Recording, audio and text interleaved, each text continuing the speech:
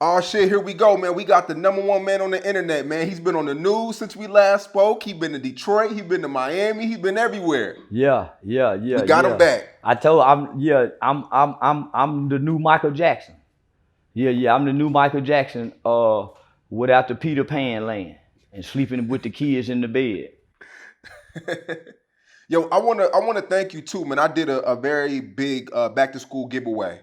And you were probably the only person of that magnitude to really come out and show love. I didn't really see too many big rappers or anything, but you definitely came out. The kids, they were going crazy. Everybody was surrounding you. I'm thankful for that, man. Yeah, as a matter of fact, I still got about 4 or 5 kids, homie, I was supposed to be getting shoes for that didn't get no shoes that I committed to. And right now it looked like I'm a liar because I hadn't had time to get around to it. But I promise, man, I got them. Let me know the sizes and we can do that. Okay, yeah. All you gotta do is let me know the sizes because I didn't know the turnout was gonna be that crazy. And like 2,000 people showed up. Hey, homie, people think I'm kidding when I say you got like outside of Disney, Nickelodeon, as far as urban hip hop culture, you probably have the largest youth following and platform, homie, in the hip hop culture.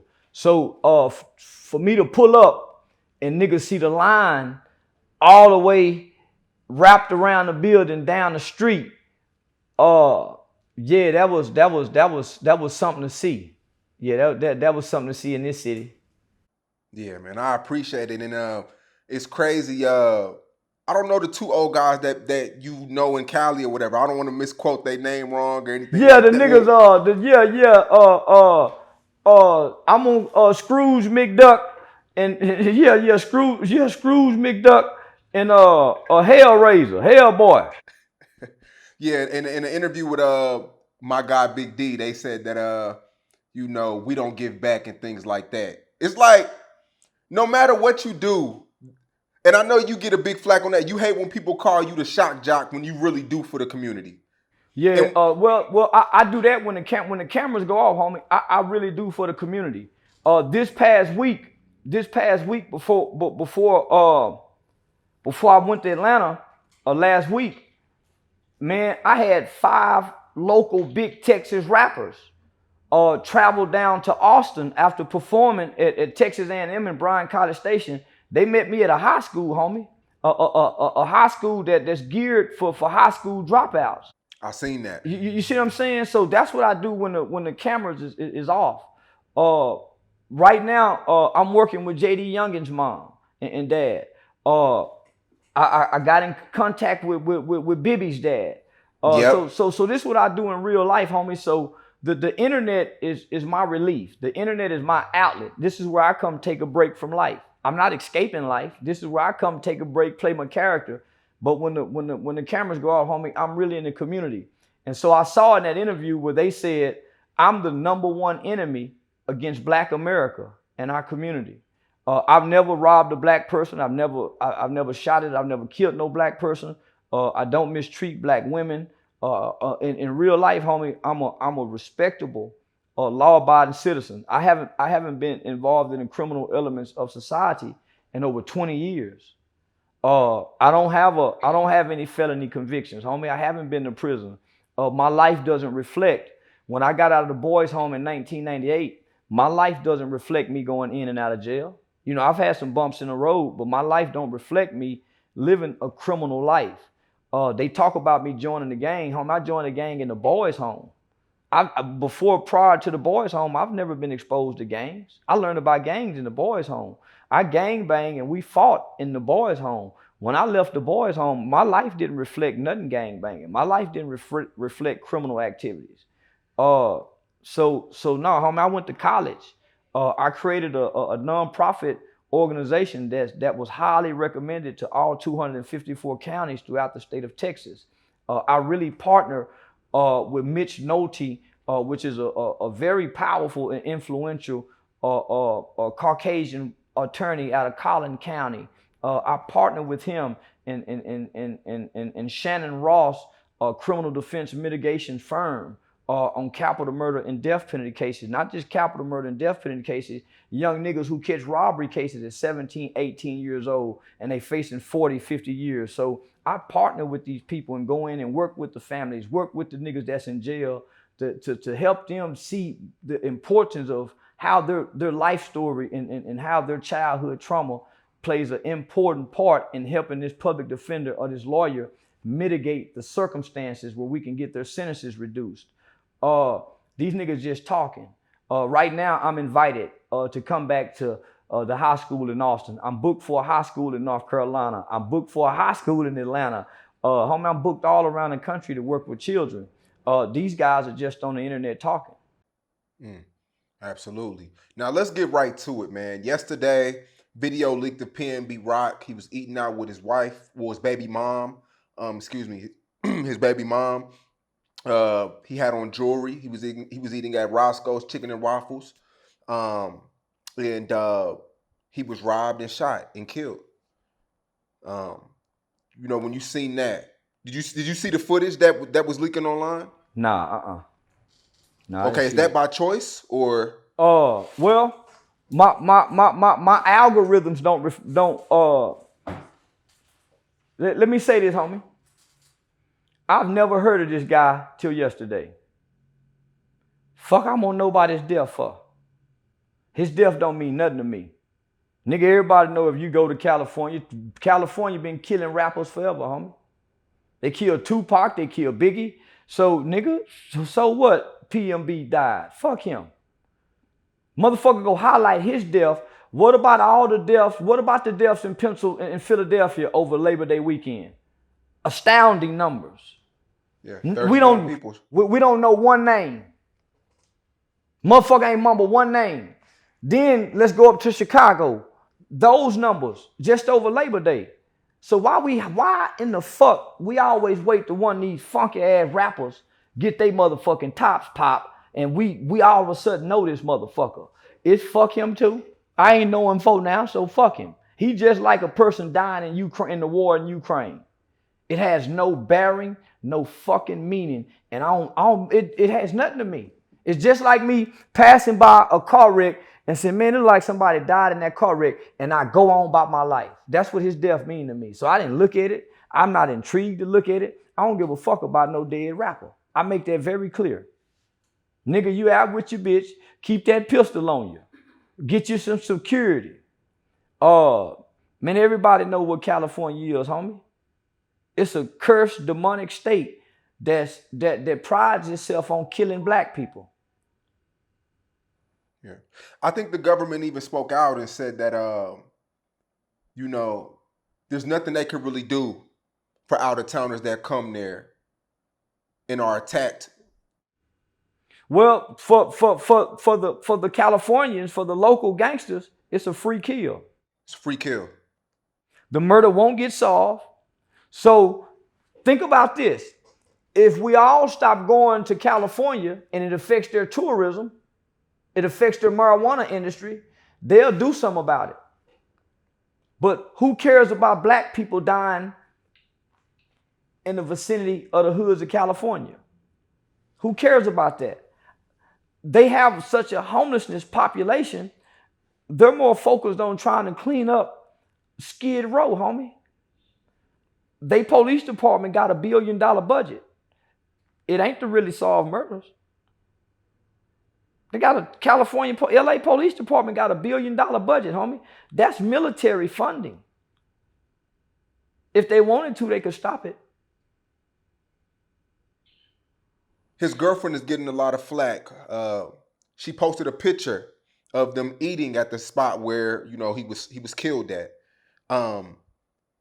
And she posted it while they were there. They didn't save it and post till later and things like that. She's getting a lot of flack for doing that. Kodak Black even spoke out and said that she should kill herself. A lot of people it's a big argument online about whether it was her fault or not. Nah, it ain't her fault. This is what this new age generation do. This is what they do. How's her fault? He didn't tell her not to do it. He didn't say, baby, take that shit down. So how is it her fault? See, what these niggas fail to realize, man, your woman, your lady, your bitch, your hoe, she go put out what you put into her.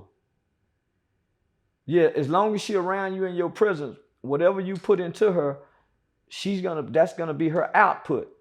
So if y'all posting and taking pictures, then that's what this new age generation do. You're big on that too. You're big on showing your location. Yeah. I do that locally. Why? Yeah, I do that locally. I don't do that on the road. I know the infrastructure. I'm 99.9% sure I'm one of the first niggas who won't die in his own town. I'm 99.9% sure, homie. I'm one of the first niggas who don't have to leave his town because he might get killed in his own town. My chances of being hurt and killed comes when I go on the road. The reason why rappers have to leave their hometown is because they hadn't put no work into the town. They may have put in work on the town, shooting up this, shooting up that, but they hadn't put in work into the town. They hadn't sowed any seeds. They don't have a foundation of being for the people. So when they make it, those people tend to want to exploit and take from them. No, nigga, I really represent this shit, nigga. This community shit. And I've been standing on it in my community. I done fought with this city first before I went nationwide. So I show my location here. But when I'm on the road, I pre-record everything and then do it. On the road, I play cat and mouse. Hey, y'all, I'm over here, motherfucker. And be somewhere. Yeah, on the road, I play cat and mouse. And then my people go put a level of security around me. And so now at this point, nigga, when I travel, I walk with real law enforcement and FBI agents. So if a nigga shoot at me, he go get attempted capital murder case because law enforcement with me. I be in the club with a police officer with a uniform on, standing next to me. Elbowing niggas just trying to get in his arms big. Nah, he be in the club with me. And niggas put their weed out and everything. Yeah, I ruined the night. Yeah, I ruined the night for the weed smokers. Cause I come through the door with a real law enforcement. So I've been taking notes, homie. I watched Tupac. I watched Biggie. I learned not to put your life in the hands of your people. Meaning, black people aren't going to give you the level of security. It's always somebody that can be bribed. Most white people, for most jobs that I work on, nigga, they take pride in their job.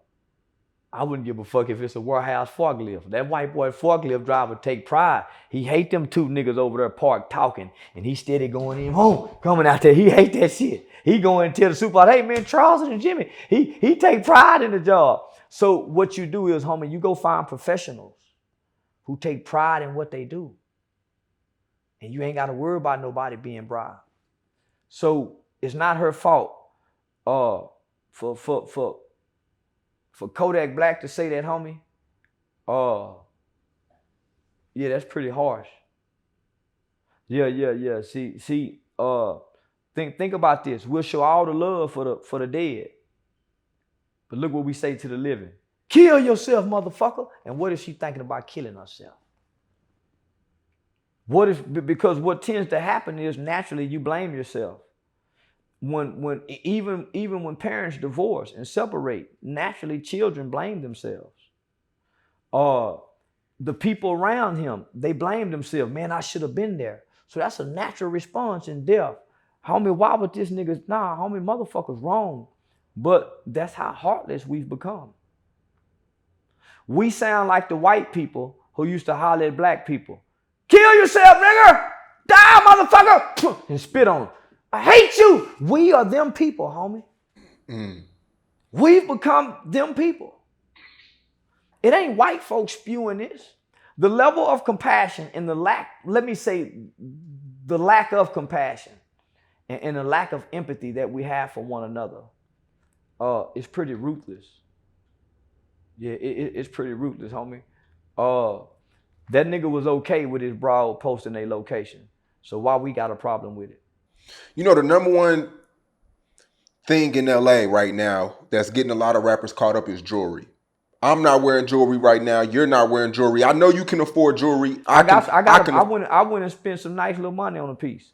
Yeah, I seen your piece. I seen your piece. Yeah, V asked me, she thought I would go wear it. And I told her I pull it out at the BET Awards. But see what done happen is, homie, we like shining amongst our people. And we forgetting that the levels of poverty in 2022 are way more extreme than what they were in 2018, 2017, right? You got people who just 2 years ago, homie, who got to taste 10, $20, $30,000. And they've never been able to do that in their life and have it at one time in their hand. And that's gone.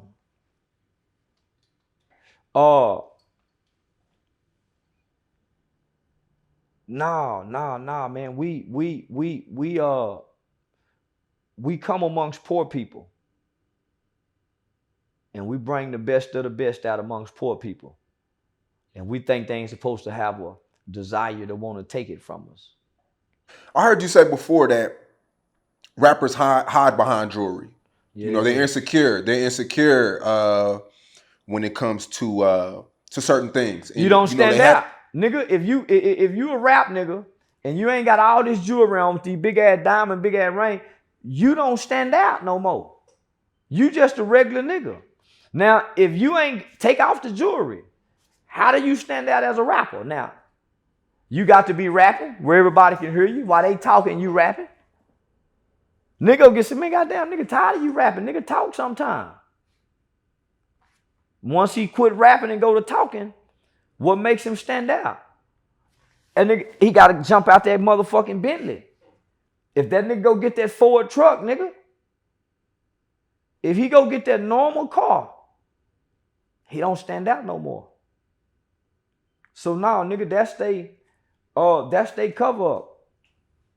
Yeah, that's they cover up. That's why they pile jewelry on top of jewelry on top of jewelry, have them outlandish big ass ring. That's they cover up, homie. And they wear it amongst poor people. When them niggas be on them boats with them billionaire white boys, they don't be having their jewelry on. You ever notice that? When they be amongst them billionaire white boys, them Robert Krafts, and they be on them ships with Jay-Z, them niggas don't have their jewelry on. That's only for us, homie. That's the big me, little you. That's the big me, little you approach. So when they come down with all that on, nigga, that's they the big them. We the little us. So I managed to come through and be the big me with none of that. Yeah, I thought about going to go get that motherfucking Maybach and then go get that motherfucking me new Corvette. Yeah, I thought about going, yeah, nigga, but shit, nigga, for what?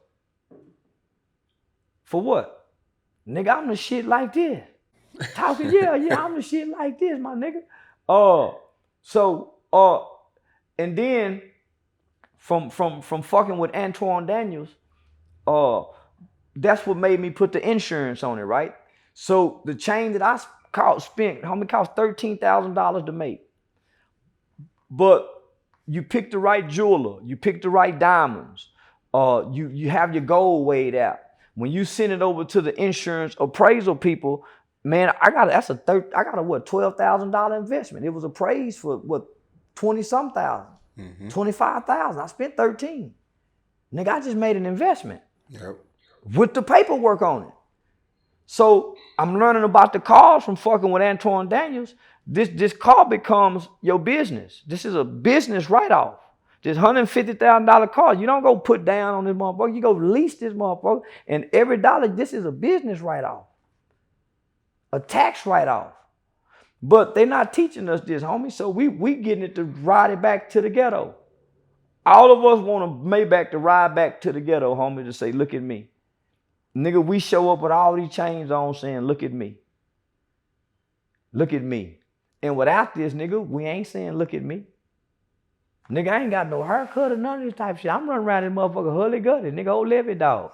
Don't look like much. Yeah, I don't look like much, nigga, but I'm a whole lot. Yo, but over the weekend, Sauce Walker got in an incident in with LA. his lying motherfucking ass. Don't say what she gonna say. I've been waiting. I can't say what she gonna say. It came out that he wasn't actually the shooter.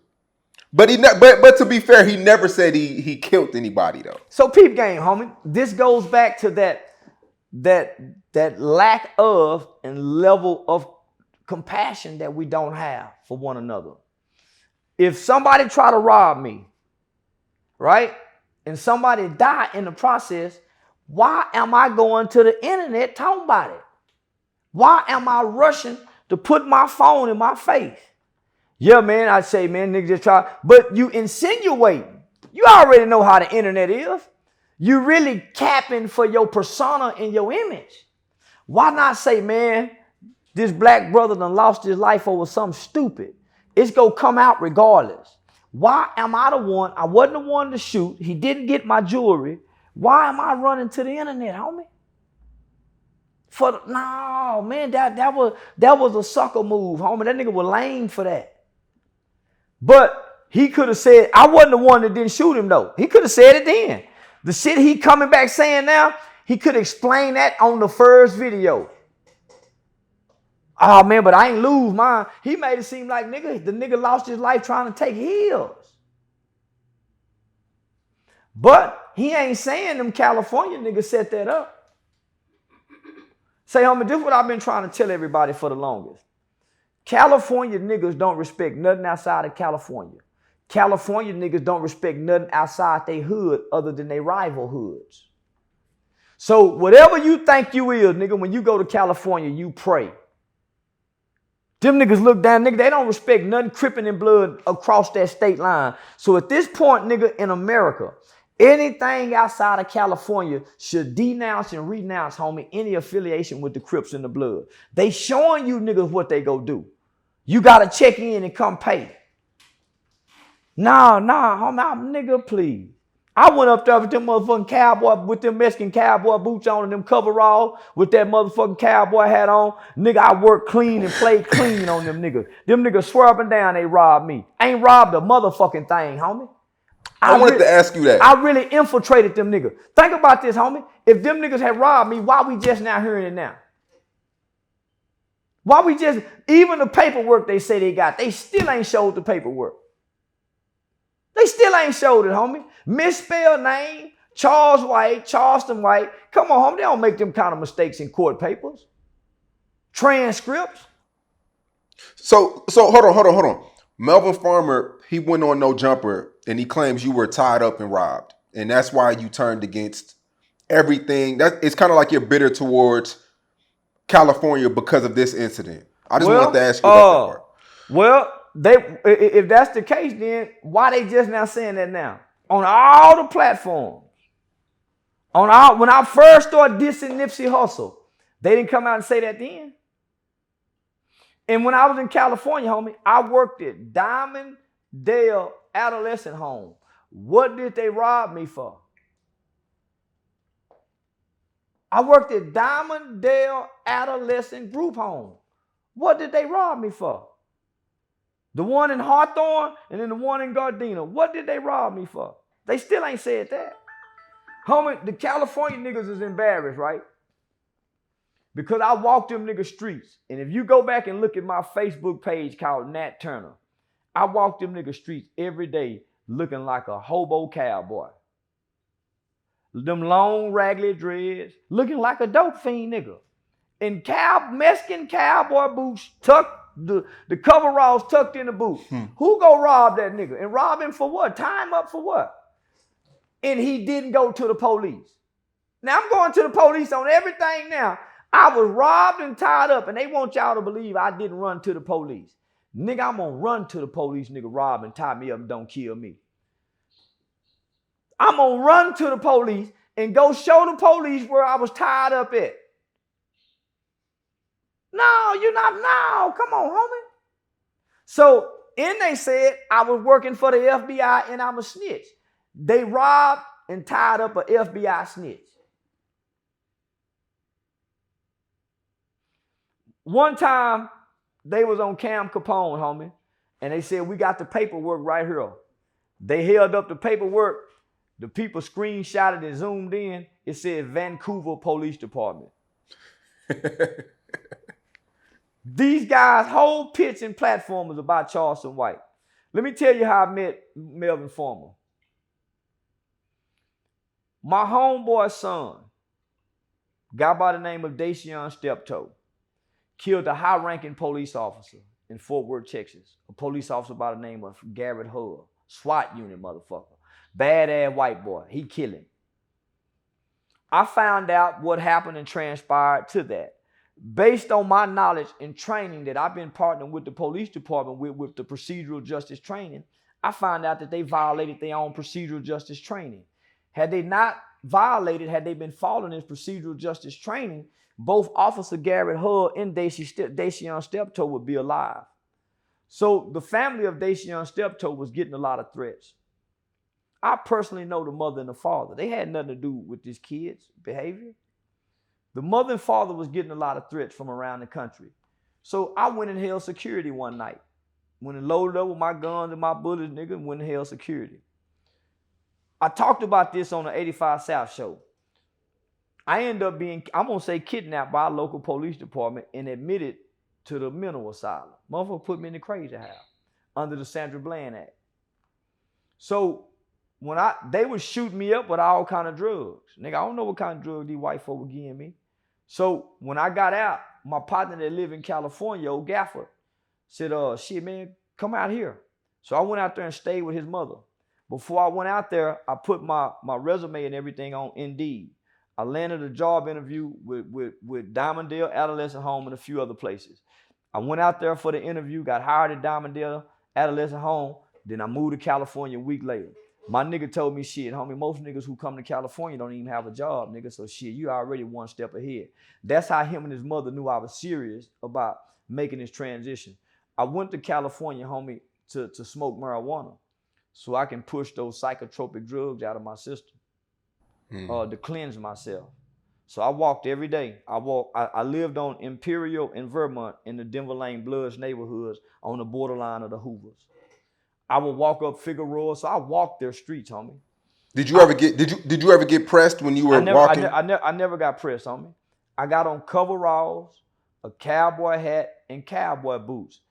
In this day and era, in California, they ain't never seen nothing like that. Motherfucker didn't even know how to respond to me. So, and I'm speaking to everybody. Hey, how you doing, brother? What's going on, soul? Hey, how you doing, sister? I'm acting like the happy-go nigga from the country. So I met a nigga from 74 Hoovers at the park over in Hawthorne. He said, hey, man, what's up? My name is such and such from 74 Hoovers. My role was my role, playing Country Boy Lane with a whole bunch of game. They don't know I got game from my presentation, how I look. I'm playing Country Boy Lane. Yeah, my name's such and such from 74 Hoovers. Oh, man, I'm from White Settlement, Texas. I don't know nothing about 74 Hoovers. They ain't got 74 Hoovers. They got some in Fort Worth, but I'm from White Settlement. See, I'm playing on these niggas, homie. I'm not playing city. You see what I'm saying?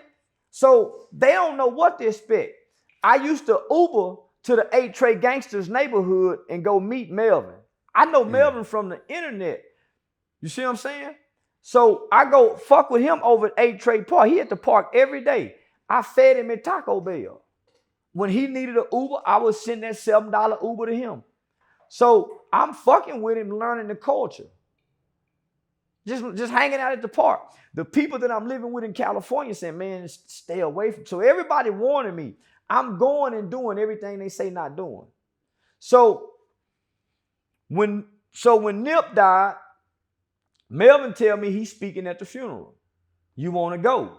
Well, Melvin need Uber money to get around. Them 60 niggas ain't sending him no money to get here to get there.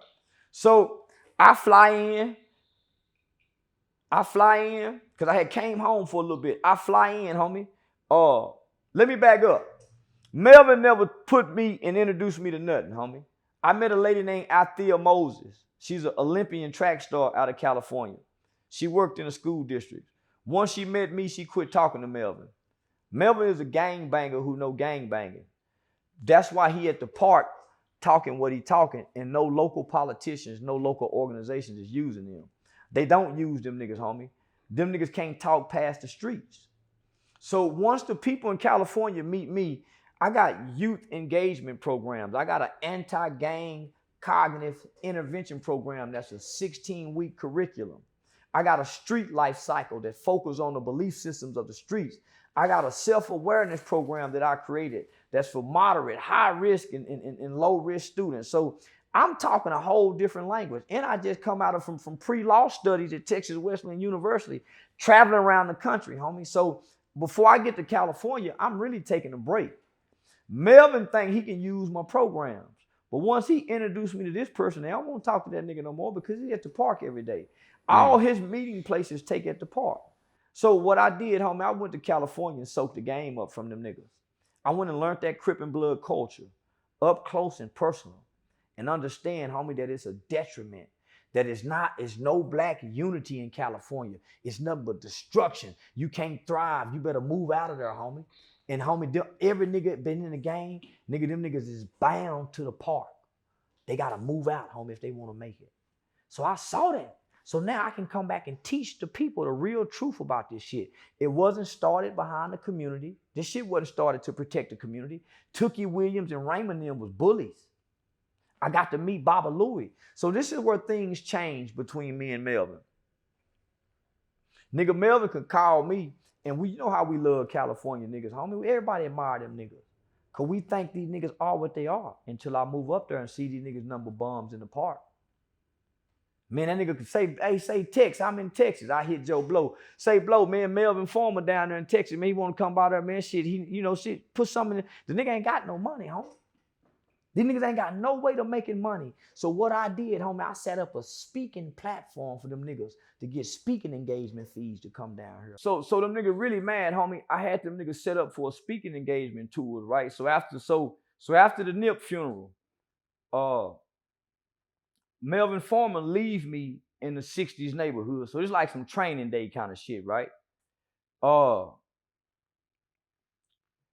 had a little, so it's like some training day kind of shit, right? So after the funeral, Melvin, he chasing all the celebrities trying to take pictures. So we done running the Snoop Dogg, Usher, every goddamn body. So this nigga end up back in the 8th Trade neighborhood, and nigga, I ride in the Sprinter van with the 60s back into the 60s neighborhood. Melvin had a backpack that he came with. It was something in that backpack that he needed that I gave to him that he was trying to get back. He told one of them niggas, say, get my backpack, give it to Tex. But they wouldn't go give me what was in the backpack and be around them with that, knowing that was in the backpack, right? So I'm around these niggas. I ain't got no weapon. I got a pocket full of money. I'm clean in the bitch. And nigga, I don't know one soul but Melvin, and he done disappeared. So I'm stuck in the 60s neighborhood. Ain't no Ubering out of here. The procession finna come through. I'm at the main house where Rolling 60 started. I'm with Cappuccino. I'm with the main niggas who started this shit. So you got Tookie and Raymond, who are the founders. Then you got the original Crips. That's where that's where the guys who started the sets come in at, right? So that's where Melvin them come in and all these other guys, right? So I'm with Barefoot Pookie. I'm with all these original Crips. I'm with these legendary street niggas. If I would have been tied up, homie, them niggas wouldn't let me fuck with them like that. If I was anything that they saying I am now, there's no way I could have played up that close up on these niggas. They took me in like that, homie. So they getting ready to come through the procession. I'm hearing niggas say, cuz, who is cuz? I hear a nigga say, that's Skull homie from Texas. I'm hearing niggas ask, who am I? Who is this nigga, cuz? Oh, that's Skull homie from Texas. Them niggas peeping how I'm conducting myself. Nigga, I ain't scared. Oh. So we all get ready to go up to Slauson, up where Nip, where everything is. Niggas, everybody from everywhere. Nigga, you see everything that's everything in the gang world up there. So it's a dangerous, volatile environment. Nigga, it's dangerous. So I'm walking with Raymond Washington's daughter. Somehow, me and Raymond Washington's daughter, we get broke up from who we was with from the 60s. And so we in this crowd by ourselves. So nigga, I understand who daughter I'm with. I understand if anything happened, nigga, more so. Then she a lady. But I understand who her father is. So, nigga, I play security. Yeah, I play security for the sister. We end up making our way back to the house. She tell them, how a nigga held it down. And so that's what made them niggas open their arms. Melvin Foreman left me over there, homie. Nigga left me like that, like Denzel Washington done that white boy with the Mexicans. That nigga left me, homie. So I started looking at him differently. So I was with Raymond Washington, best friend, Big Sight. So I needed a ride home, but I know there's no Uber. I don't know what the LA Police Department did, the LA County Sheriff's did, but they had airplanes, they had helicopters and drones hovering over the crowd. All the stores' power was shut out. So they set it up where you couldn't ride and go do nothing. And then nigga, all the phone services, they jammed all the towers where the phones couldn't work. So I'm stuck, nigga. It's nightfall now. So I asked Big Sight, can I pay him to get a ride, over there? And nigga, I'm in the heart of the Denver Lane Bloods neighborhood, on the borderline of the Hoovers. So it's dangerous. He give me a ride to the house, homie, and he didn't say much that whole day. And as we was going home, he tell me a story about Nip when he was a kid, how when Nip approached him when he was 11 years old and said, "Hey, big homie, can I ask you a question?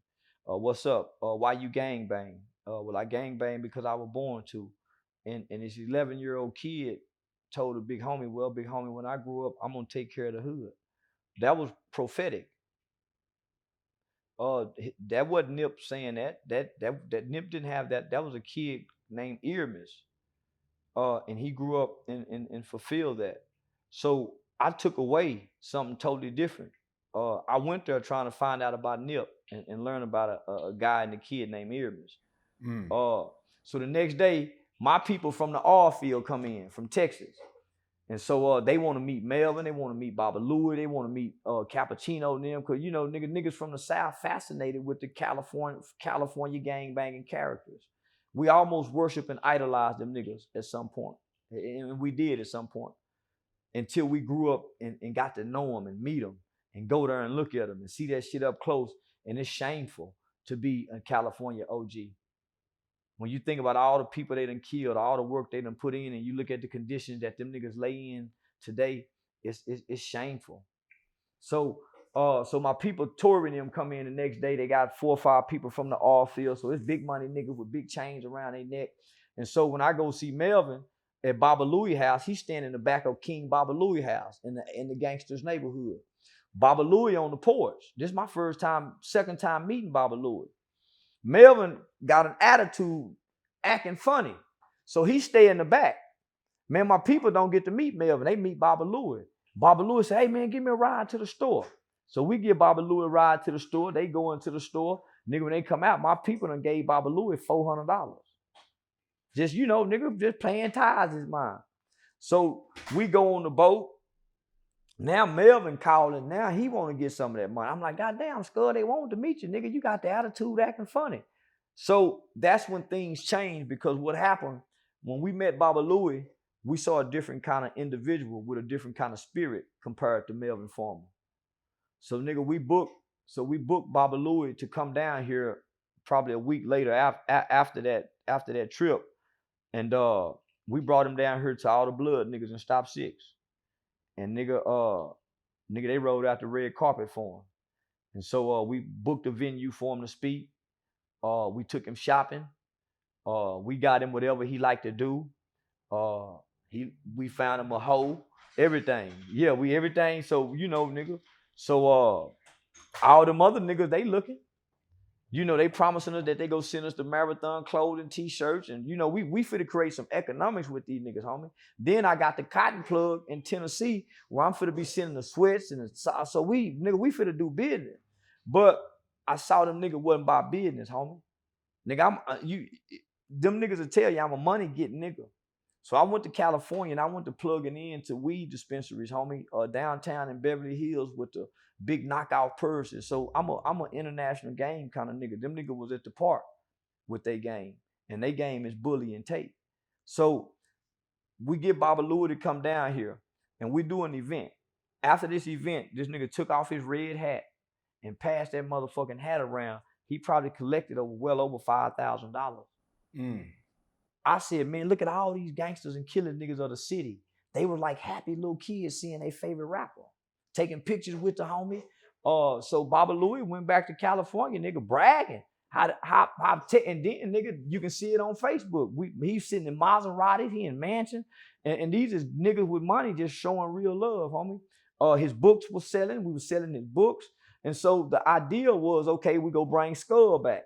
We go bring Cappuccino. We go bring Barefoot Pookie. We for the so that's why you see all these niggas mad now, homie. Cause what I started seeing is these niggas really jealous of each other. But nigga Baba Louie, we saw the spirit. So once you hear how the Crips and Bloods got started, nigga, you damn near favor the Bloods. Then once you start to understand what it turned to, you hate both Crip and Bloods. You see what I'm saying? So once you get the true story, homie, you start despising them niggas. And once you see that they really don't have no remorse and no empathy for all the black people they kill, all the pain that they've caused in our community, you start having a disdain for them.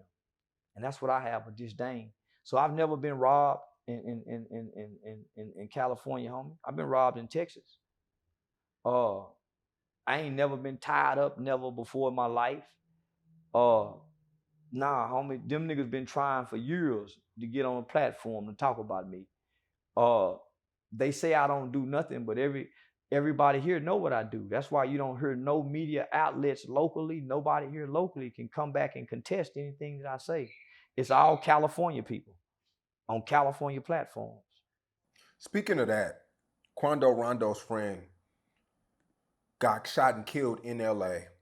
A week later, Cuando Rondo came out and he said that he's dropping his flag. And I see he getting a lot of shame for it. The California niggas saying, nah, you got to come out here and let us beat on you to leave this.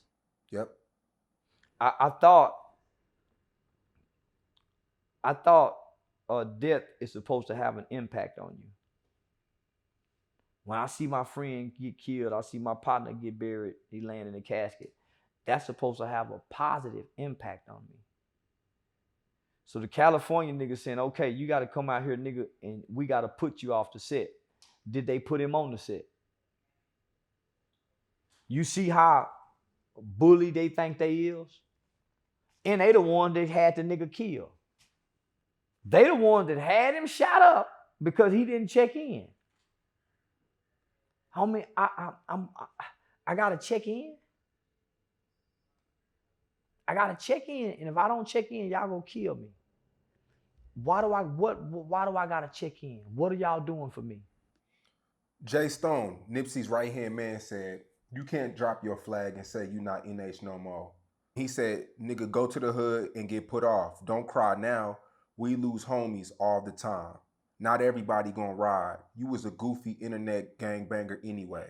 So why do he need to get put off then? If he was a goofy internet gangbanger nigga anyway, why do he need to go get put off? They just want to hurt him. Homie, they killed Nip too. Let's not forget, homie. They killed Nipsey Hussle. Eric Holder was not a lone actor in that. If you go back and follow the details, Nip and Big U got into it. Big U hit Nip Daddy across the head with a bat. His brother had to come out and shoot the gun. Hey, y'all get out. Say, Nip, come on, nigga, we finna come beat you. Because I don't want to pay that $20,000. You say it's over this equipment. But the white folks is pulling me away from the set. I met a Jewish white boy on the front row at the Los Angeles Lakers ball game. Me and this white boy getting drunk. We started talking business idea. This white boy see I'm a sharp nigga. This white boy pulled me into business ventures, the vector sector, right? So now I'm being expanded, but now they pulling me away from the set. The set have made it known nobody's bigger than the set. Nobody's bigger than the program. Nip had gotten bigger than the program. Quando is a reminder that nobody's bigger than the program. But Nip had gotten bigger than the set. Well, what do you mean by that, Charleston? Think about when Big U and all the other big homies and the OGs in the hood, they standing in front of Nip shit. They standing on the street corners. When Nip pull up in that motherfucking platinum Jaguar, he pull up in that motherfucking platinum Jaguar, nigga, them fresh ass Puma with all them goddamn chains on, and then he opened up the door. He got a Hollywood bitch coming up out of there, London Lauren, one of the baddest Hollywood bitches we done seen. When the little homies see Nip pull up, do you think they gonna stay here and talk to the big homies, Big U and them? They gonna make an about face and say, y'all, there go Nip, and they gonna run away from the big homies. As all the excitement going to Nip, all the brawls, everybody, the store, what you think the big homie sitting back saying? Now Nip is growing. Nip that Monday had a meeting with the LA County, with the LA Police Departments on gang intervention program before he come up dead. So now Nip and Big U done fell out over $20,000 worth of equipment, so they say. But it's really over $20,000 nigga extortion fee to pay for protection. Yeah, Nip was being extorted too. He had to pay for protection. That's why they got that video of him that Wack 100 say they got of him. Why would they let Wack even make that statement? So peep game. So you think them niggas ain't saying, man, that nigga there woo woo woo, and his brother go shoot at us? That nigga brother pull a gun out on Big U, nigga. His brother nigga, you don't pull no gun out on no nigga. Every street nigga know, nigga, I don't give a damn where you shot that gun at. You pulled it out on me, nigga. And Big Black Sam ain't never been down with the set. Black Sam have always tried to pull them niggas out of Nip's business and get him away from the set. But you can't do that, cuz. Cuando Rondo is a baby, my nigga. That nigga's a kid. That's why he cried at that murder scene like that. If I'm in the gang, homie, and I'm in the set, and I see one of the homies break down like that, homie, nah, homie, y'all give him a pass. That's a mental breakdown, nigga. We claim we love one another. We claim, nah, homie. So this motherfucking train is running off the tracks. I can't get off. We see this motherfucker is falling off. It's finna run off the cliff. Homie, I can't get off. Y'all, homie, I can't get off. They saying you gotta go they say you gotta fall off the cliff with them. That kid broke down crying, homie. That was a kid at that moment. This isn't the first time a rapper then got into some real shit and left the gang. 6ix9ine is 6ix9ine and Quando Rondo recently. I wouldn't compare 6ix9ine and Quando Rondo.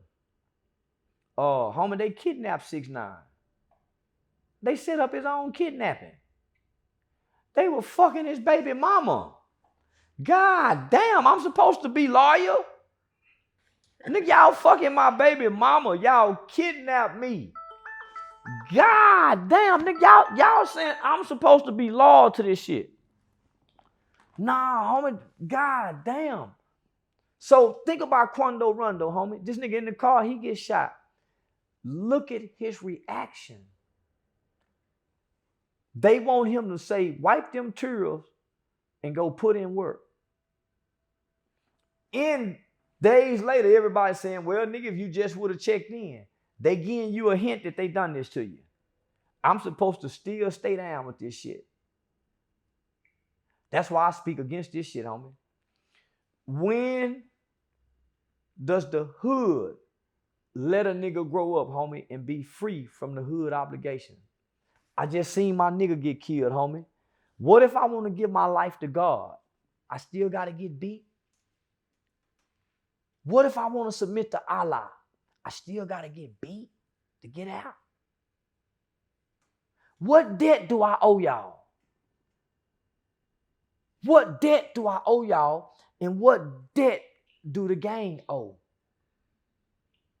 What debt do the gang owe that they paying for so many people they done killed?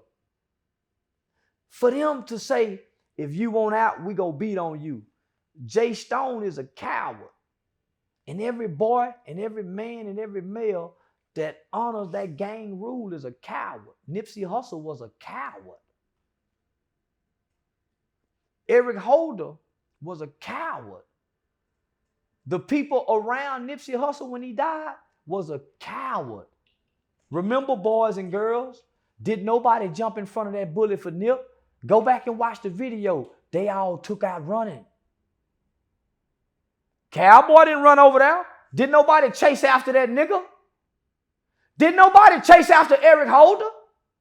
That nigga came back and kicked Nip in the head.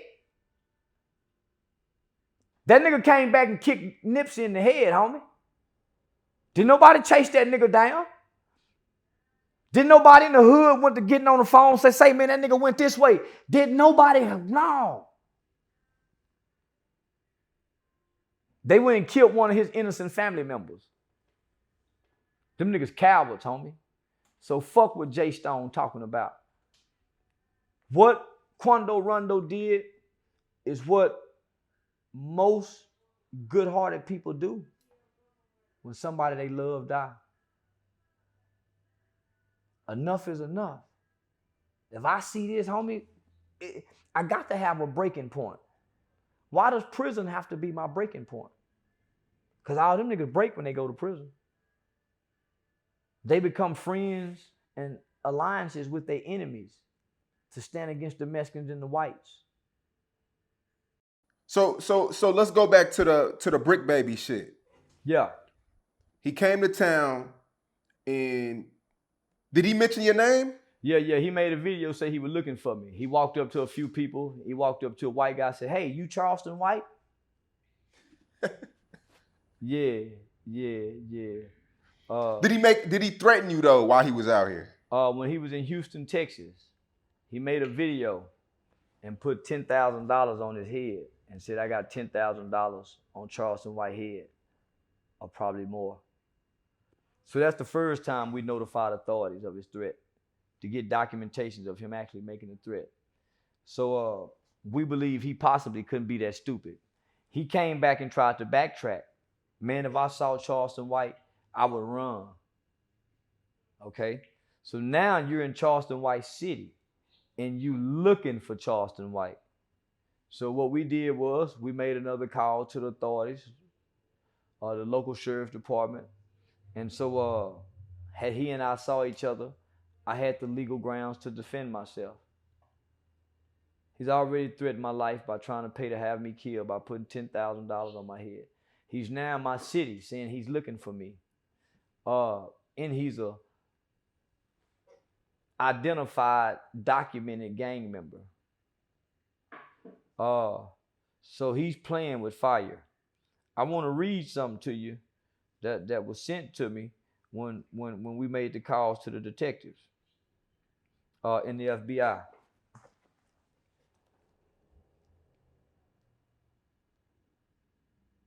Yeah, man, shout out to the gang unit division. The first thing I got was we've already tracked where he's staying at already. Then they say this dude Brick Baby is a damn clown. NBA Youngboy people is on his head as well but he's trying to deflect and draw attention to Charleston White. This law enforcement's talking amongst each other. Plus, he is running from Cowboy, who wants a fade with Brick Baby. Also, word on the street is that Brick Baby is a rat. He is so gangster. See, it hits different when those handcuffs come out. This law enforcement talking to each other. So then it goes on to say, this is today, Tuesday, September 13th. Brick Baby is terrified now. He is the prime example of when keeping it real goes wrong. This is my communication with law enforcement. Homie, they think it's a game. And I'm really actively, if I ain't already proved to these niggas, trying to put these niggas' ass in jail. I don't know what they, but so nah, homie, so you done already threatened me. Now you in the city say you looking for me. Well, let's be honest. He was at the in-town suites, I won't say which one, by the Marriott. But he was in Uptown, where it's known to be, the gay community. He never stepped foot in Fort Worth, Texas. He did a real life Street Stars interview, but he never stepped footwork. But he wants the internet to perceive this. And so I perceive it as a threat. The police also perceives it as a threat. Because at this point in America, homie, in our time and era, we're sick of gangbangers. We're sick of gangster killers, these rap niggas who think they can ride around this country, fly around this country, and be gangster with no consequences or repercussions to their gangsterism. It's a new day in town, nigga. I'm the new hip-hop police, my nigga. And I'm trying hard to put at least before I die, homie, to put at least 100 rappers in jail. That's my ultimate goal. I got a quota I'm trying to meet. 100 rappers. Signed, unsigned, known or unknown. I just want to rap niggas' ass. Didn't you just put somebody in jail not too long ago? Quick flip Vino. We got 6 warrants on Flo Malcolm. There's some possible pending charges against a Soldier Boy. I got the guy out of Port Arthur. He was out on parole talking noise. With a pistol case. I got him, and then I just got Trap Boy Fred and them crew. Yeah, we gonna touch on that. We're gonna touch on that. So yeah, I'm making my round. So yeah, let's talk about that now. Word around town is you got police raiding the studios and. Yeah, and I was recently up at that studio too. But it seems like overnight you just went on live and was just saying fuck everybody. Fuck, Oak Cliff, then multiple different rappers and. No, this wasn't overnight. This been over time. This been over time. I've been saying this. I've been telling Dallas and Oak Cliff that they was cursed from the Mo3 situation. I had a whole video saying they was cursed. I told them niggas to keep my name out their mouth. Them niggas on Clubhouse out of Oak Cliff went to talking about me being a snitch. Then niggas out of Oak Cliff let them niggas out of California wire them up and call my phone because they put my number out publicly. So what I did, once them niggas went to calling my phone making threats, I sent them numbers. I told them niggas, okay, I'm sending your number to the FBI. They kept calling. So I sent them numbers to the FBI. And so what the FBI did, they needed probable cause. See, what niggas fail to realize, they already watching these niggas, homie, but they don't have probable cause. None of these niggas have sold drugs to an undercover agent. None of these niggas have left enough evidence for the police to come with a warrant. Once you threaten me, they now have probable cause to raid everybody associated with you niggas. I give the authorities the probable cause warrant to come hit the studio because somebody out here done threatened Charleston. So I'm telling these niggas, homie, homie. And then I got law enforcement buddies. So they already watching these niggas. So once they go to making phone calls saying woo, woo, woo, woo, woo, well, shit, man, we got enough evidence. Let's go in here and get this. And we got a witness that's willing to come forward. And that's me. What did Trap Boy and Yellow Beezy do to you? They people was calling and threatening my phone, putting them in it. Because I made some comments about them niggas. See, it's just like the fans of Young Thug and them. They causing more trouble for them niggas than anything. The fans, the friends, the homeboys, the family members, they causing more trouble for them niggas than anything. And that's what happened with trap now. The next day you apologized. I was just playing because I knew the warrants was coming.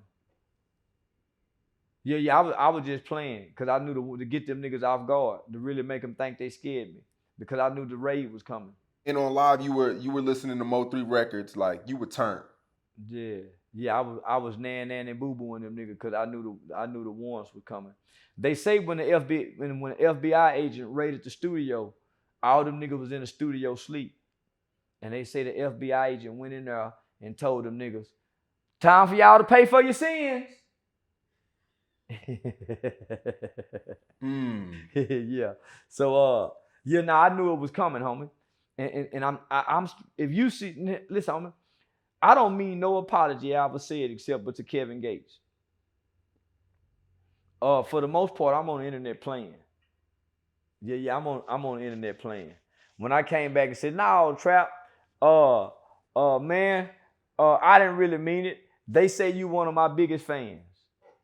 Well, I kind of feel bad because they say he one of my biggest fans. But nigga, I don't give a fuck. Them niggas calling and threatening me out of Oak Cliff. What's done is done. It's just like the woman when she put you in jail, you done jumped on her. She done called 911, say this nigga kicking my ass. Soon as you go to jail, she answer the call and say, "Baby, I'm sorry. How much it cost to get you out?" I was having, buyer's remorse. Then sometimes I feel bad about putting these niggas in jail, but then I gotta overlook the feeling because it's for the greater good. The greater good of the society. It seemed like you had a lot of love for Mo3. And I do. Lil Melvin, what his mama called him. You can hear God in his music. I ain't seen too many niggas get to run at death. Yeah, so I sincerely believe, nigga, God gave him some time to make it right. If you listen to his lyrics, he know God. First thing a nigga holler for is mama or God. So yeah, and then how he got set up in Fort Worth, homie. He got a bad rap. He was blackballed. Bebe and them didn't fuck with him. And all he ever wanted was to be accepted. That's all he ever wanted. Nigga be in the room with Bebe. All he ever wanted, homie, was to be accepted. And he was the little short fat nigga with all the talent, but with all the obstacles and barriers that were placed before him. So he really died trying to prove himself to a city that waited till he died to give him all the love. I've been in Texas for quite a while. Oak Cliff is the biggest hood, I would say, in Texas. Because you got Oak Cliff and South Oak Cliff. It's certain part of Oak Cliff the police can't even patrol. They so big.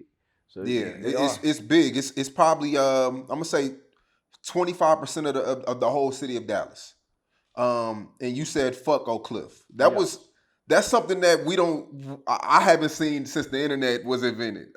Somebody publicly saying fuck the biggest hood. And I ride through there in the morning time. I see that. And I stop at the store. I go to the Chick-fil-A over there. Yeah, I do all that, homie. I got a right to say fuck what niggas don't own and create. That ain't them niggas hood.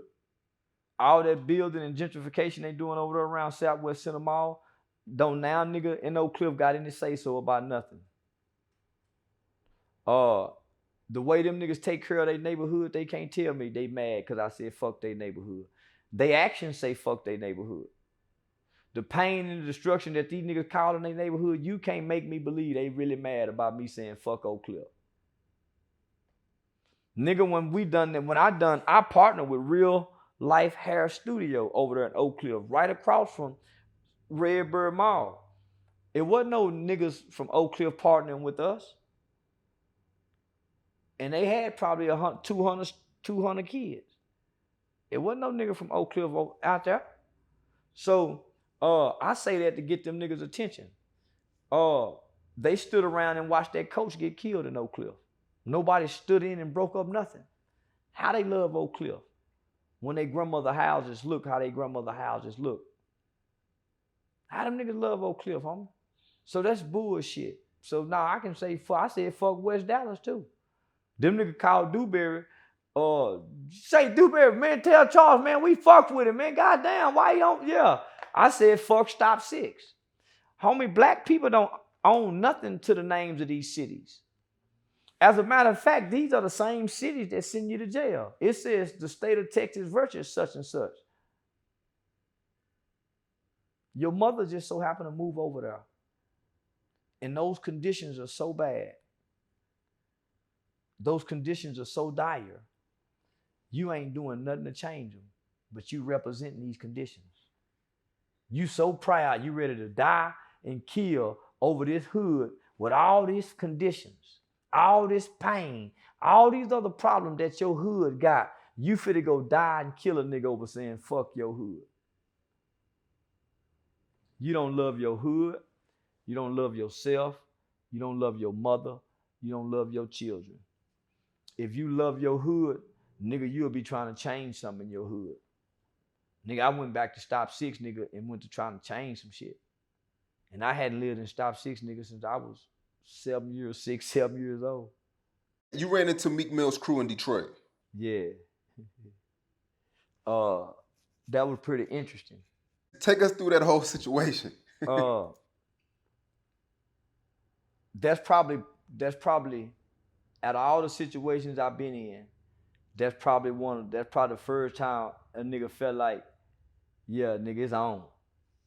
The rest of them, the rest of the situations, I mostly could control. But nigga, this was a situation that was out of my control. So I got booked by Kevin Samuel's best friend. Shout out to my man Antoine Daniels. I got booked by Antoine Daniels. He rolled out the red carpet.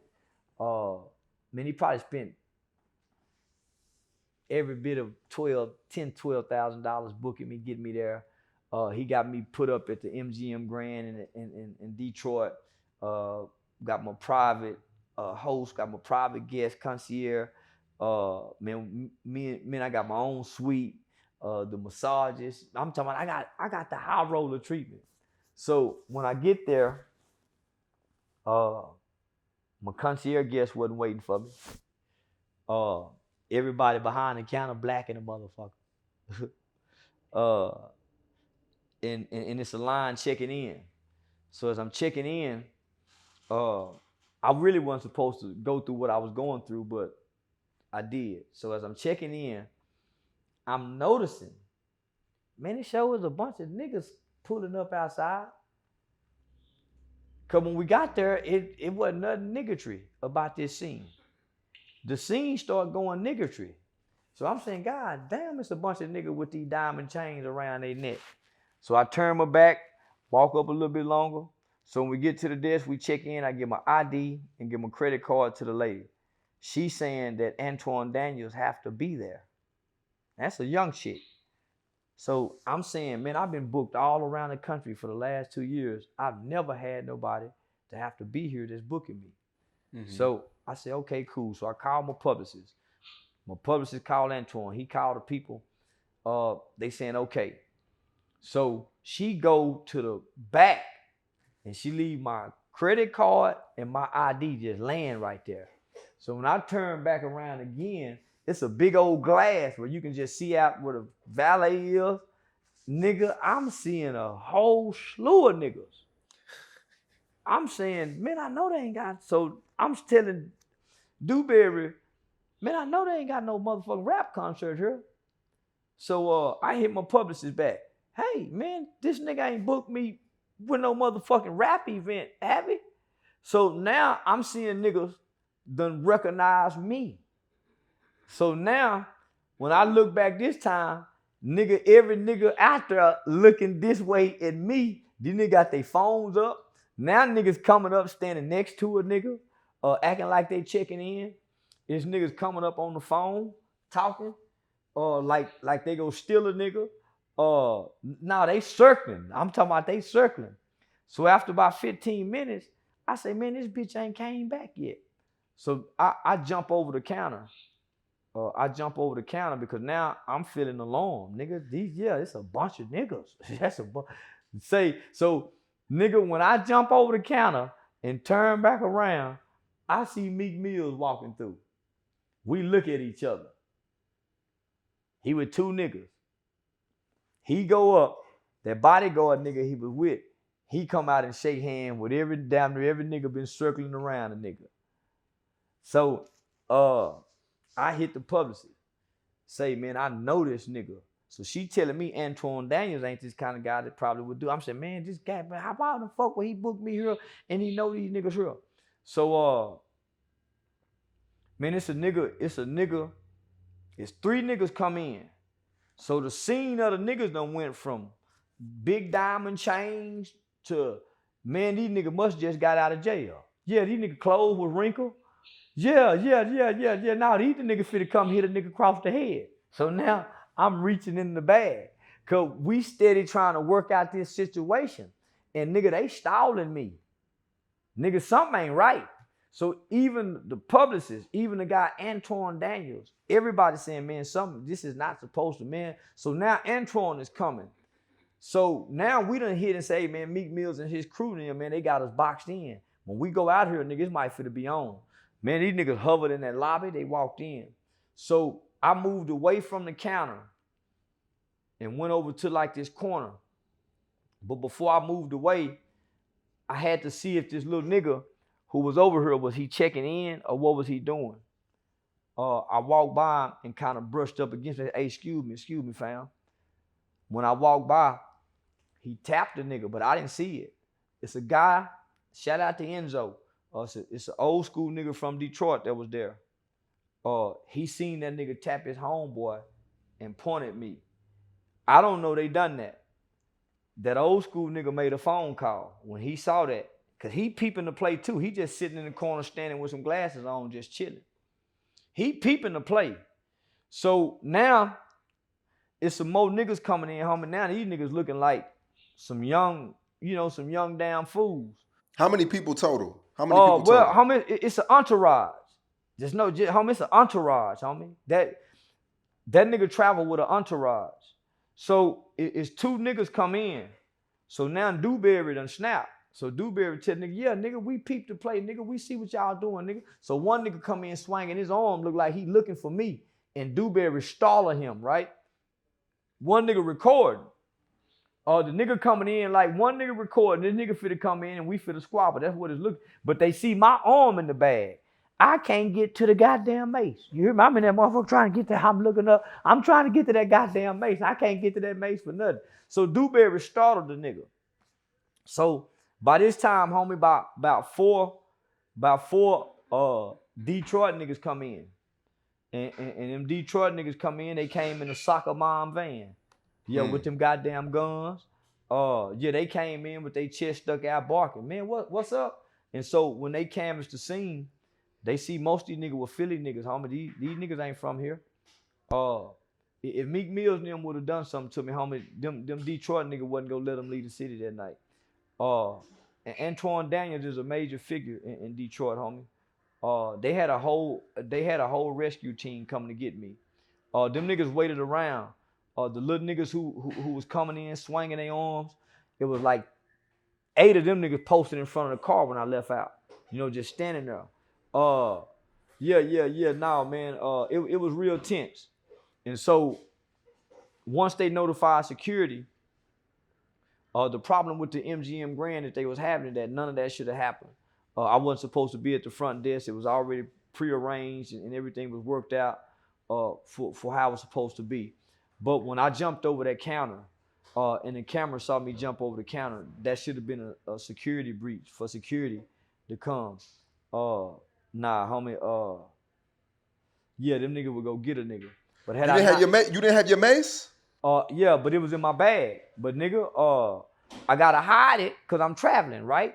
So I'm reaching. I can't just go through. I gotta reach in the bag, but I can't feel it. I'm in that motherfucker reaching, but I can't feel it. Yeah, I can't feel it. But nah, homie, them Detroit niggas, man, shout out to them niggas, homie. They came through. And I ain't never seen 4 niggas move a whole crowd. Yeah. And all them niggas was out of place anyway, homie. They were from Philadelphia and Detroit. But Unbeknownst to me, unbeknownst to Antoine Daniels, homie, we didn't know Meek Mills was having a motherfucking concert, and nigga, me and that nigga would have been staying on the same floor. So had we not had that encounter at the check-in, nigga, I would have been a lamb in the lion's den, because I would have been walking around the hotel. I would have been walking off to go smoke, and at some point, them niggas would have caught a nigga. So yeah, that's how I know God on my side. I ain't got to do too much. I just got to be aware. Well, your fans always want me to ask you, why don't you say anything about police brutality? You never That's speak out about police killing people. when last time police done killed a nigga. That shit happens a lot. But It may not be George Floyd media status, but that shit happens a lot. okay. So I often look at those statistics. The police shoot more mentally ill white men than anybody. The white boy mama who done called the police on him because he had to have. So if you look at the statistics, the police on the average shoot more white people than they do black people. I'm a guy that's big on statistics. Police shootings, and I want people to really hear me, homie. Police shootings, killing the unarmed nigga, is the least of our problems in America. It's the least of our problems. They ain't shot now nigga on his way to school. They ain't shot no nigga getting off work. They ain't shot no nigga in a high visibility construction vest. They ain't shot a nigga in no suit. They ain't shot now nigga with his pants pulled up and his shirt tail tucked in. They ain't shot it. Nah. When I watched the country not have no outrage for Tamir Rice, there was no need for me to speak. There was no need for me to speak on police brutality, because police brutality is small compared to black on black homicide rates. Police brutality is small to the 73% of households that are headed by single women. Police brutality is small compared to only 36% of black children can read on or above their grade level.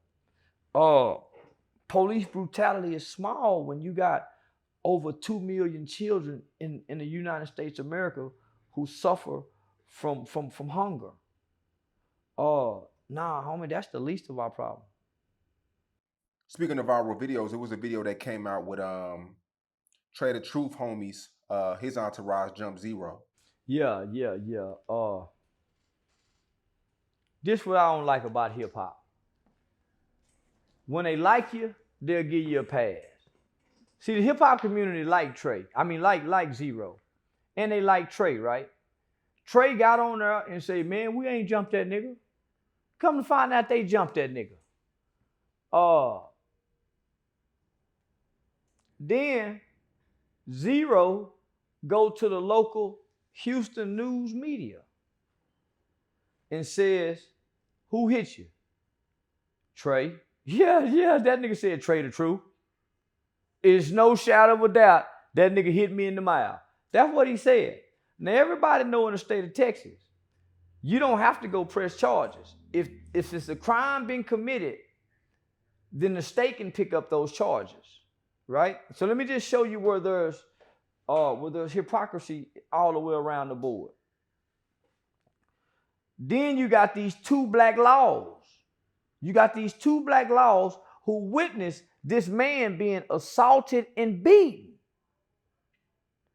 Right? So when the man get up and try to squabble again, all 3-4 niggas grab their pants and throw their guards back up, not giving this man a one-on-one. So none of this is street. But you ain't heard nobody shame Zero. You ain't heard nobody shame Trey the Truth. And you damn sure, since we was just talking about why don't we respond to police shootings, well, okay, why didn't these two black police pull out their guns? Free, motherfucker, stop it. This man was being kicked on, homie. When I'm on the ground, if we fighting, once I go to the ground, what more are you trying to do to me besides kill me? If I'm laying on the ground, homie, what more are you trying to do to me besides kill me? So I'm saying, why these 2 black police officers ain't make no arrest? Man, what the fuck? Then I'm saying, shit, nigga, where the Hoovers at? Where them Hoover Crip gangs this nigga be promoting? Why they ain't getting no retaliation? Why he didn't run? Why he ain't do what he do? Why he rap about? And then how Trey come back on the camera and straight up lie, homie? That let you know these niggas some real frauds, my nigga. And okay, where Big Bad J Prince at? He always going back to get change and squat. Where Big Bad J Princess to sit you niggas down, say, homie, what's going on here?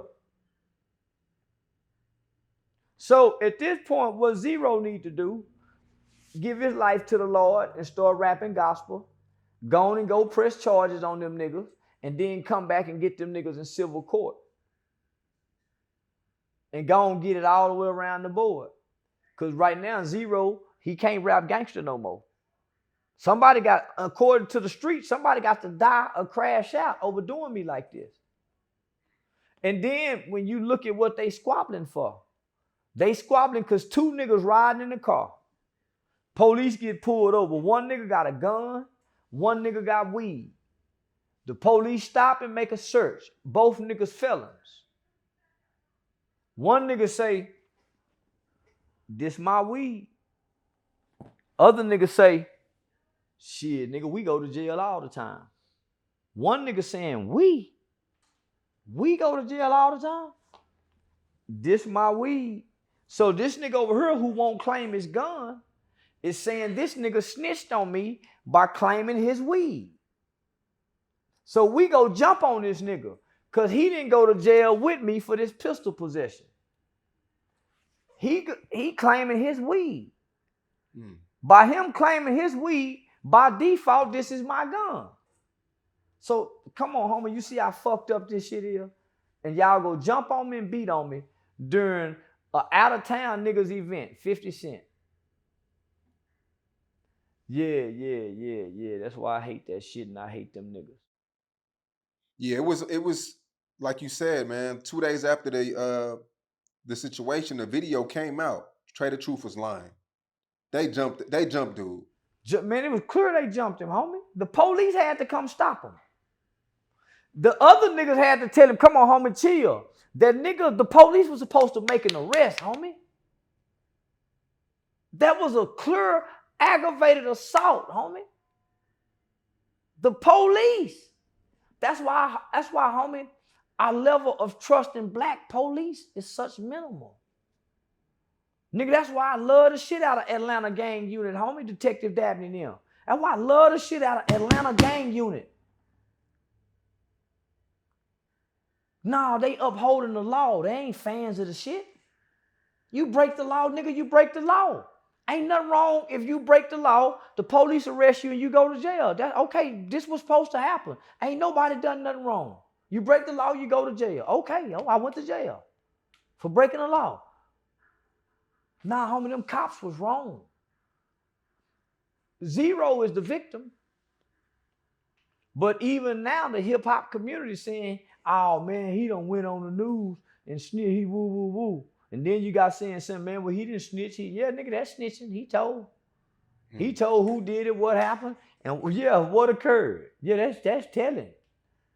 But he didn't snitch. He told. He reported what happened. That's not snitching. Snitching is 2 niggas agreeing to go commit a crime. And when we get caught, I tell to lessen the consequences or to get out of trouble for what we as criminals agreed to do. But if me and you just riding to the store or we going out of town and you got drugs and I don't, and we get stopped, homie, and they charge all us with these drugs, homie, god damn, this ain't snitching for me to get out of this. But the hip-hop community will say I'm snitching. Who took the biggest L out of this whole situation? Houston. The city of Houston.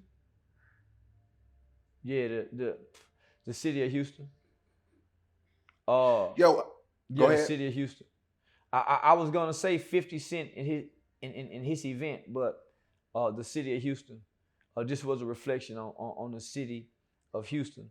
These two big stars, and the reason why I say the city of Houston, because for the last 3 years, 2 years since the George Floyd incident, however long that's been, Trader Truth was starting to emerge as a community activist, a community leader who have a voice in the community. And not only this, I say for the city of Houston, because if I'm not mistaken, aren't these two cousins? Aren't these two cousins? Aren't these two relatives? I remember a time, homie, when a black man fell to the ground, another black man wouldn't dare kick him and hit him. And these was two cousins. I let me just say this before you cut me off. Black people is gonna sell other black people into slavery again. You have to remember, black people sold black people to Europeans for slaves. Then they came in and took them. But in the beginning, it was an exchange. Africans sold Africans.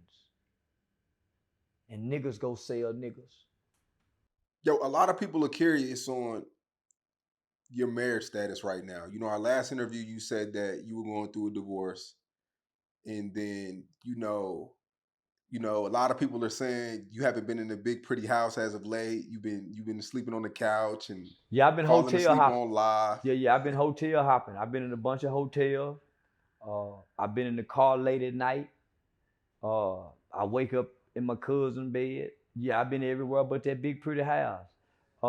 They paying attention and taking notes. They part of the reason I done lost the bitch. Yeah, they part of the reason I done been knocked. They internet shit, all this investigative ass shit they doing on the internet. They call good money. So what? Who go give me some pussy? They worried about I done lost my woman? Who go give me some pussy?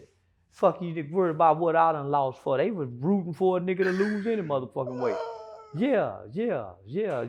Shit. I've been eating Chick-fil-A more. Yeah, that motherfucking morning crispy bacon, goddamn me with them onion potatoes. Yeah, I done ate Chick-fil-A damn near every day for the last 60 some days, seem like. Yeah. They wanted you to ask me that question, or you asked me that on your own? Nah, they like when you look on the chat, they be saying that in the chat. Yeah. It's hard out here for a pimp. Yeah, that's all I'm gonna say. Yeah, it's hard out here for a pimp. So wait, I mean, I ain't you been to the blame the strip club in 2 months. Yeah. I ain't been to the strip club in 2 months.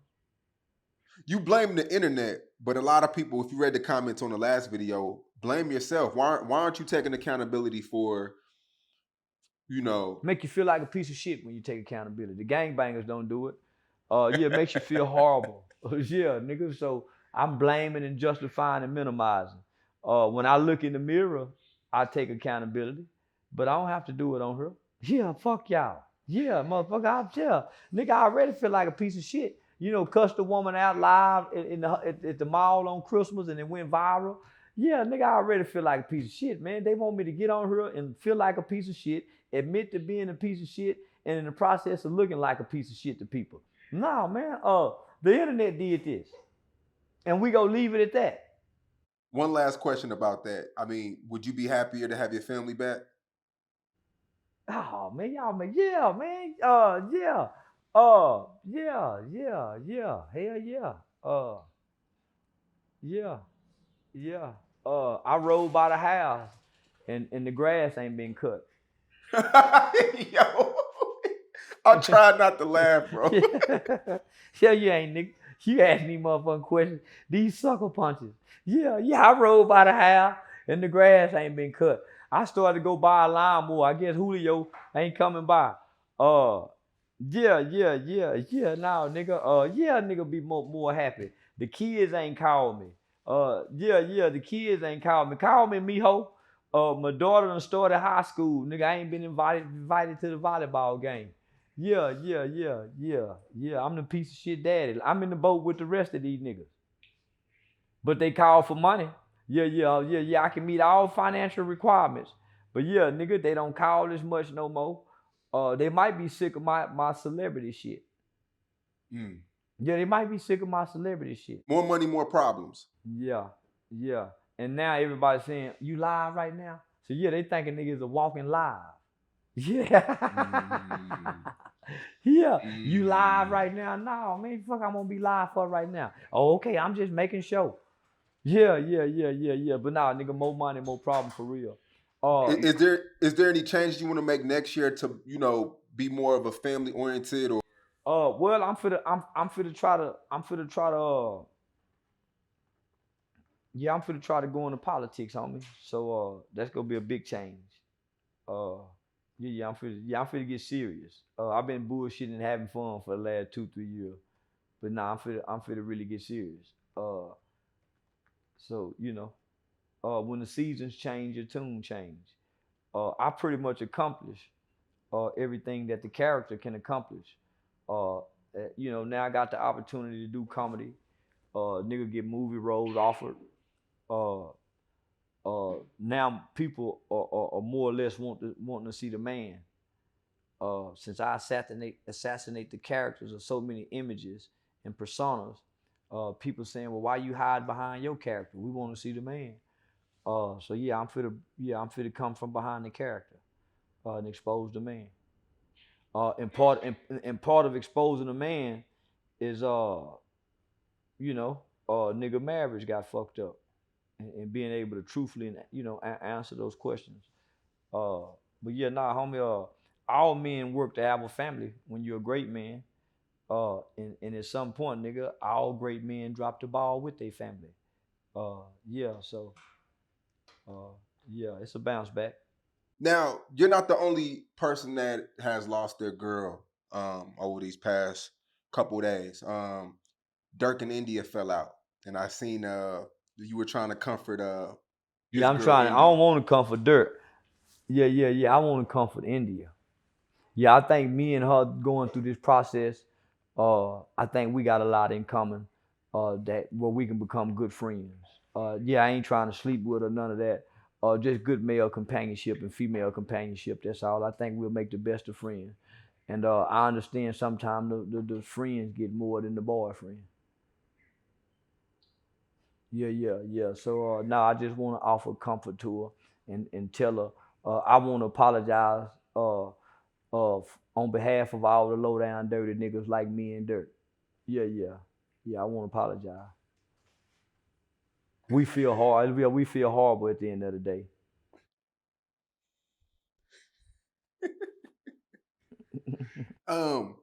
Swifty Blue, Hispanic Yeah, little short California fat Mexican. rapper. Yeah, little short fat chubby Mexican say he don't want no nigga. He don't want to sign a no nigga label. He don't want no pork chops. He don't want no black titty in his mouth. He don't want nothing nigga. You respect that? I respect that to the ultimate. Each with his own kind. You don't see the red bird trying to fly with the blue bird. You don't see the grasshopper trying to fuck the cricket. No, nigga, you don't see the squirrel and the rat running up a tree together. Nigga, you don't, no. We the only motherfuckers want to join the Mexican label. Yeah, we the only motherfucker want to go to Mexico and get the dope from the Mexicans. No, the Mexicans really don't want to get a dope to the nigga. So now, man, Swifty Blue was a reality check for all these niggas and all these Mexicans who rock with the nigga Mexican. I love essays to death, homie, but I love the essay vato Mexican. I don't like the nigga Mexican. No. I like the little GM Mexican. Goddamn me. Yeah, my little partner GM then put me in the Mexican video and I was bouncing around and didn't understand a goddamn thing they were saying. And he had me at a Mexican construction site with the Mexican boss Jefe out there. And all he did was smile because he couldn't speak English. Don't nobody like the nigga talking Mexican. So Swifty Blue didn't do nothing but get these niggas a reality check and let these Mexicans know rap in Spanish.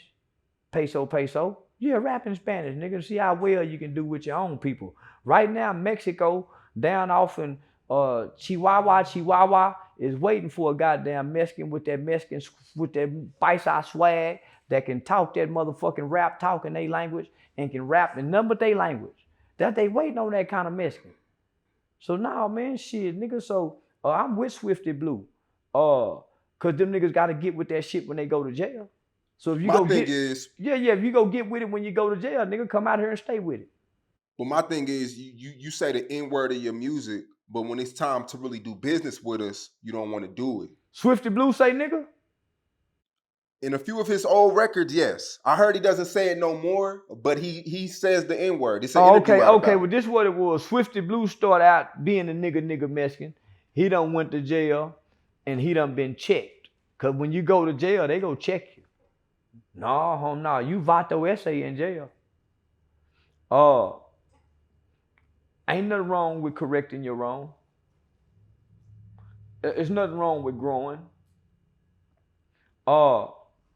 If what I used to do, if what I'm doing today is better than what I used to do, how am I wrong? So if most people go back and look at your past, well, you used to be a gang member. How can you speak against gang members? Well, I've grown. Well, you used to say nigga. Well, you don't say nigga no more. I've learned better. When you know better, you do better. Now I know Mexicans don't claim to be nigga. So, it sounds like he's been enlightened. He's had an awakening. And that's okay. Is he saying something wrong? No. If you're a Hispanic and you sign to a black label, how can a black label market your talents and gifts unless they market them to their culture? It wouldn't be no different than Pooh Shiesty signing with Selena record company. How they go market him? In what areas? In what ways? So it's no different, fam. So I salute Swifty Blue, man, and I salute it. I salute that mindset.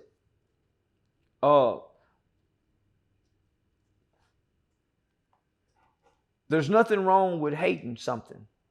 There's nothing wrong with hating somebody. It's what you do with that hate that make it wrong, meaning your actions. Are you acting out of that hate? That's what make it wrong. But you got every right to feel hate. You got every right to feel anger. You got every right to feel love. You got every right to feel happy. You got every right to those feelings. As far as racists, a hateful racist, it's nothing bad with being a racist. It's the hateful racist. There's nothing wrong with Mexicans want Mexicans to be the best. There's nothing wrong with whites want whites to be best. There's nothing wrong with blacks want blacks to be best. It's do you hate people while y'all trying to be the best? He didn't sound hateful saying that. Nah, he didn't sound hateful saying that. 21 Savage got a lot of backlash for telling people to put the guns down. And that's all he really talks about is guns, violence, savagery. Yeah, that's why didn't nobody listen to him. Yeah. That's why didn't nobody listen to him. A lot of children don't believe in God because their parents talk to God talk, right? But then they saw their parents still getting high, still sleeping around. They never saw the parents make any changes. So when the kid grew up, they believe God ain't real. They believe that shit their parents were talking about God is bullshit because they never saw God change anything in the person who was talking about God. So if all my lyrics is about killing, say, man, y'all put the guns down. Shit, my lyrics supersede that. If you want them to put the guns down, you got to start rapping about putting the guns down. They don't hear them niggas when they talking. They hear them niggas when they rapping. Nobody repeats what a rapper say without the beats. They repeat all what they say with the beats. So if you want them niggas to put the gun down, go make a whole bunch of songs about putting the guns down. Then they'll listen. Other than that, they don't want to hear shit you got to say, nigga. Yeah, motherfucker. Yeah, man. Oh yeah, before we get out of here, you got 5 different phones? Yeah, I got 5 different motherfucking phones, nigga. You getting that much money? Yeah, all of them make money. You the one predicted I'll be a millionaire, homie. You wasn't wrong. You predicted that, homie. I told you, man. Listen, check this out. Whatever big tech it is, they don't want me to make no money on no platforms. So think about this, my nigga.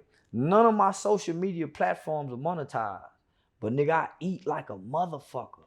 From wearing clothes, the booking fees, nah, homie, I just signed an exclusive deal with a CBD company, a hemp company, homie, the Weed Spot in the heart of Dallas for to open up 4 more locations. With my own syrup drink. My podcast, we haven't uploaded any new podcasts, homie. I've been getting just money off that, just sitting in the bank from Buzzsprout, different streaming platforms. My clothing website. I was forced to learn how to eat off these platforms outside of the monetization of Google. And now I'm BMI ASCAP published, homie. So I get, and then I'm published in all 3 categories. So from TikTok to homie, I get publishing checks now. Yeah, no, nigga, this is good.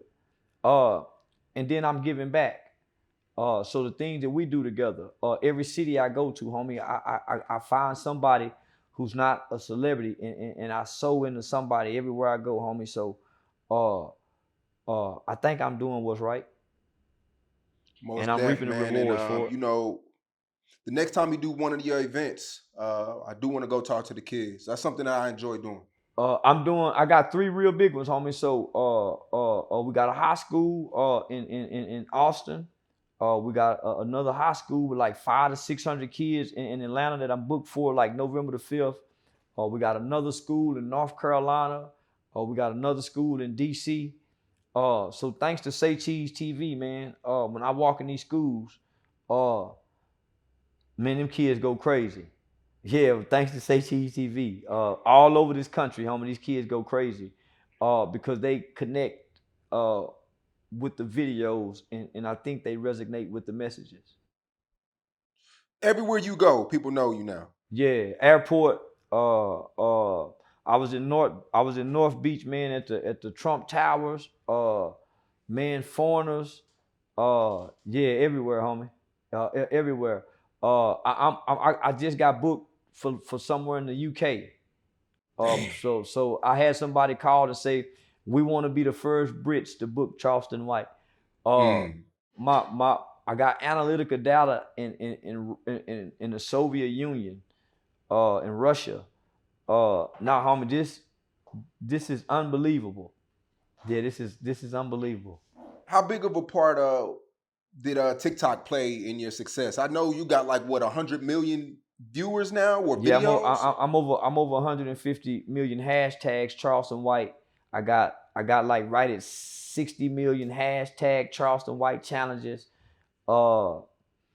TikTok played a big role in the international face of Charleston, because TikTok is a Chinese app and it's mostly children. Man, between TikTok and Say Cheese TV, and Vlad TV, and Revolt and the 85 South show, it's almost made me a household name. And so then they just took our interview that we did in the office.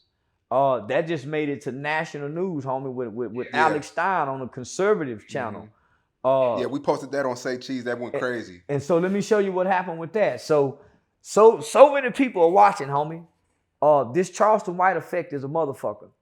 When you posted that, they saw the response. You talking about over 500,000 views, homie. And they was watching the comments. So, man, they called back today, man. So you just got me another big booking. Wow. For a big show, for real big show. So they watching our interactions, homie. Yeah, that's dope, man. You know, I remember at the beginning, a lot of people, they didn't see your direction. They thought you would have fell off by now. But I think people underestimate how smart you are and how you transition with the times. Yeah. I'm nothing but a mere reflection. I'm literally, homie, reflecting the culture, because this ain't me. Nigga, I don't act like this. I'm reflecting the culture back to the culture. Fuck you, bitch ass nigga. Fuck them old dead ass rappers. Fuck they mamas too. We talk like this in the lyrics, homie. We talk like this on the street. Shit, nigga, I smoke that nigga mama, that nigga. So we talk about nigga. ESTG got a song talking about nigga. I thought about killing his kids. Mm. You see what I'm saying? So I'm reflecting the culture. I learned to do this as a kid. So meaning, if my mother sent me to the projects, to the projects where they fighting, I act like them.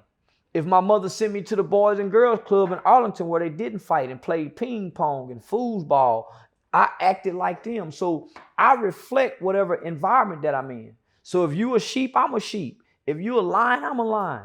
I'm a reflection of what's before me, and that's been my survival skill, homie, since I was a kid. And I'm pretending. So I can go pretend to be a lion, but nigga, I ain't no motherfucking lion, but I can be one to survive.